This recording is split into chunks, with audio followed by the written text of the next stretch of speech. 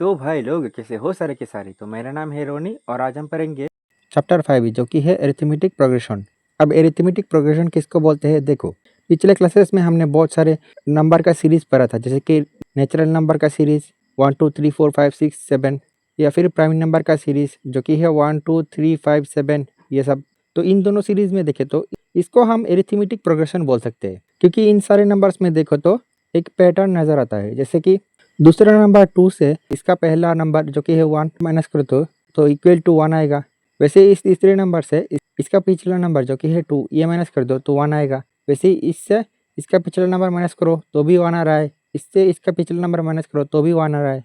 तो इस तरीके से सारे नंबर पे करते जाओ तो सभी में 1 ही आ रहा है। लेकिन वहीं पर अगर इसको देखें तो इधर इसी नंबर से इसका पहला नंबर जो कि है 1 माइनस करो तो 1 आएगा, और इसी नंबर से इसका पहला नंबर जो कि है 2, इसका माइनस करोगे तो 1 आएगा। लेकिन इसी नंबर से इसका पिछला नंबर जो कि है 3 माइनस करोगे तो 2 आएगा। तो इधर 1 आया, लेकिन इधर 1 नहीं 2 आया। तो ये पैटर्न को फॉलो नहीं कर रहा, तो इसीलिए हम इसको एरिथमेटिक प्रोग्रेशन नहीं कहेंगे। तो इसके बाद अगर आप आपके एनसीईआरटी बुक के हिसाब से इस एरिथमेटिक प्रोग्रेशन को देखो तो उन लोगों ने पहले क्या किया कि अगर आप इसी नंबर सीरीज को ले तो इधर इसको A1, इसको A2, इसको A3, इसको A4, इसको A5, इसको A6 इस तरीके से ले लिया। उसके बाद इधर हमने जैसे पैटर्न बनाया, तो इधर हमने क्या किया कि 2 मतलब कि बुक के हिसाब से A2, इससे पहला नंबर माइनस किया। वैसे ही इसमें देखे तो तीसरा नंबर A3, इससे A2 माइनस किया। वैसे ही इधर पे देखे तो हमने A4 से A3 माइनस किया और A5 से A4 माइनस किया, इस तरीके से करते गए। तो इसीलिए बुक में कहा गया है कि इसको हम एरिथमेटिक प्रोग्रेशन मानेंगे अगर A2 minus A1 equal to A3 minus A2 हो। तो इधर पे भी देखे तो ये ठीक है, क्योंकि A2 minus A1 equal to 1 है और A3 minus A2 equal to भी 1 है। तो इसी तरीके से equal to A4 minus A3 होना चाहिए, फिर A5 माइनस A6 होना चाहिए, and dot dot dot so on. और इस प्रॉब्लम में देखे तो क्योंकि A2 minus A1 equal to A3 minus A2 है, लेकिन वहीं पर A4 माइनस A3 2 है, तो मतलब कि not equal to A4 minus A3। तो अगर नॉट इक्वल टू आ जाए तो एरिथमेटिक प्रोग्रेशन नहीं है। अच्छा, इसके बाद एनसीईआरटी बुक में एक और तरीके का क्वेश्चन होता है, जैसे कि ये वाला नेचुरल नंबर का सीरीज ही ले लो। तो थोड़ी देर पहले हमने इधर देखा कि ये वाला एक एरिथमेटिक प्रोग्रेशन है। इस एरिथमेटिक प्रोग्रेशन का पहला नंबर जो कि है 1, तो क्वेश्चन में दिया होगा first number of the arithmetic progression is 1, और फिर क्वेश्चन में एक और चीज़ दिया होगा the common difference is equal to 1। अब ये कॉमन डिफरेंस क्या है देखो, इस एरिथमेटिक प्रोग्रेशन में पहले नंबर से दूसरे नंबर में जाने के लिए आपको एक नंबर ऐड करना पड़ता है, और वो नंबर ही है ये वाला कॉमन डिफरेंस D। वैसे देखे तो दूसरे नंबर से तीसरे नंबर जाने के लिए भी ये वाला D ऐड कर दो, फिर तीसरे नंबर से चौथे नंबर जाने के लिए भी तीसरे नंबर 3 के साथ D ऐड कर दो, फिर चौथे नंबर के साथ D ऐड कर दो तो पाँचवें नंबर चला जाओगे। इस तरीके से चलते जाओगे। उसके बाद नीचे क्वेश्चन में लिखा होगा फाइंड द एरिथमेटिक प्रोग्रेशन। तो आपके ये वाला कोई एरिथमेटिक प्रोग्रेशन दिया नहीं होगा, इसको फाइंड करना पड़ेगा। तो हम इसको कैसे फाइंड करेंगे देखो, पहले तो हम लिख लेंगे कि given first number is equal to 1 and the common difference D equal to 1। उसके बाद लिखेंगे लेट द AP, इधर पे जो वाला AP हमें फाइंड करना है इसको हम लेट कर लेंगे A1, A2, A3, A4 dot dot dot so on. तो अब हमें देखो A1, A2, A3, A4 इन सब का वैल्यू चाहिए, और इनका वैल्यू कैसा आएगा देखो, A1 इक्वल टू होगा A1 तो इस AP का पहला नंबर है, और क्वेश्चन में AP का पहला नंबर गिवन है 1, तो A1 इक्वल टू 1 होगा। फिर A2 निकालने का फॉर्मूला है A1 प्लस D, तो इक्वल टू A1 का वैल्यू निकला है 1 प्लस D का वैल्यू है 1, तो 1 प्लस 1 2। तो इसी तरीके से A3 इक्वल टू होगा A3 का पिछला नंबर A2 plus D equal to A2 का वैल्यू निकला था 2 प्लस D का वैल्यू है 1 इक्वल टू 2 प्लस 1 मतलब 3। वैसे A4 इक्वल टू A4 का पिछला नंबर A3 plus D equal to A3 का वैल्यू निकला है 3 प्लस D इक्वल टू है 1, 3 प्लस 1 मतलब 4। तो इधर पे सो रिक्वायर्ड AP इज पहला नंबर A1 और A1 का वैल्यू निकला है 1, कॉमा दूसरा नंबर है A2 और A2 का वैल्यू है 2, वैसे A3 का वैल्यू है 3 और A4 का वैल्यू है 4 dot dot dot so on. उसके बाद हम करेंगे इसका एक्सरसाइज 5.1। तो इधर पे एक्सरसाइज में पहला क्वेश्चन को देखें तो इधर है in which of the following situation does the list of number involved make an arithmetic progression and why. तो इधर पे पहला स्टेटमेंट दिया है ये वाला, तो ये वाला स्टेटमेंट एरिथमेटिक प्रोग्रेशन बनाता है कि नहीं कैसे देखेंगे।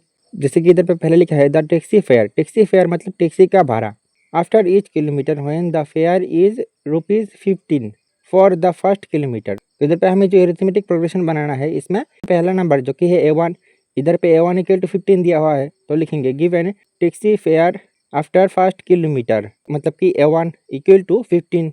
उसके बाद इधर पे दिया है ₹8 फॉर ईच एडिशनल किलोमीटर। तो हम इधर लिख देंगे now ₹8 increases for each additional kilometre.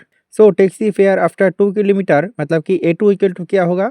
तो देखो पहला किलोमीटर जाने के लिए ₹15, फिर एडिशनल 1 किलोमीटर जाने के लिए +8 रुपीज़। तो फिर इधर पे 15 + 8 23। वैसे ही टैक्सी फेयर आफ्टर 3 किलोमीटर क्या होगा, A3 इक्वल टू पहले तो 2 किलोमीटर जाने के लिए ₹23 देना पड़ता है, प्लस इसके साथ एक और किलोमीटर मतलब +8, तो 23 + 8 31।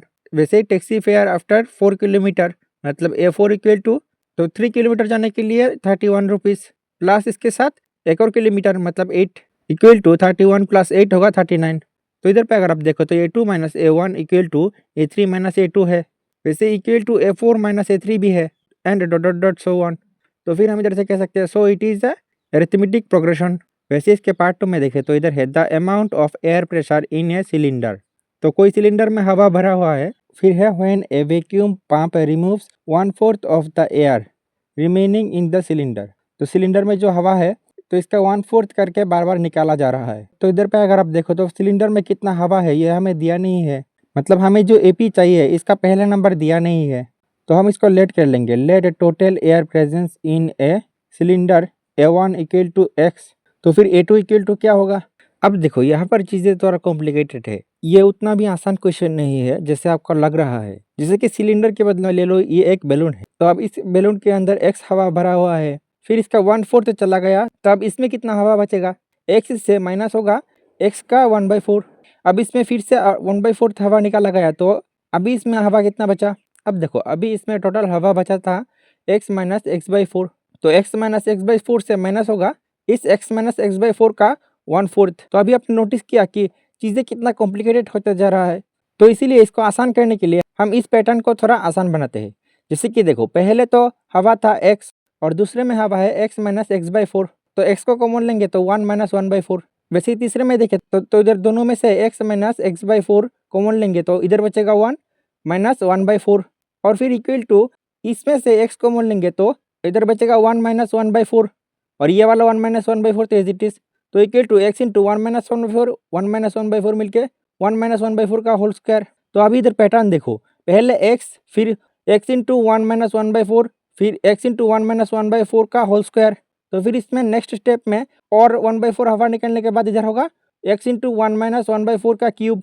तो उसके बाद हम इधर लिख देंगे since vacuum pump remove 1/4 of the air, so A2 equal to क्या होगा, X इंटू 1 - 1/4 इक्वल टू इधर में 4 को एलसीएम लेंगे तो 4 - 1 इक्वल टू 4 से 1 माइनस करेंगे तो 3/4x। वैसे A3 इक्वल टू होगा X इंटू 1 - 1/4 का whole square equal to X into इधर में 4 को कॉमन लेंगे तो 4 - 1 इसका whole square equal to X into इधर में 4 से 1 माइनस करेंगे तो 3 होल स्क्वायर, तो इक्वल टू 3 का स्क्वायर 9 और 4 का स्क्वायर 16x। तो इधर पे देखिए तो सो A2 - A1 equal to A2 है 3/4x माइनस A1 है x, और फिर and A3 - A2 equal to A3 है 9/16x माइनस A2 है 3/4x।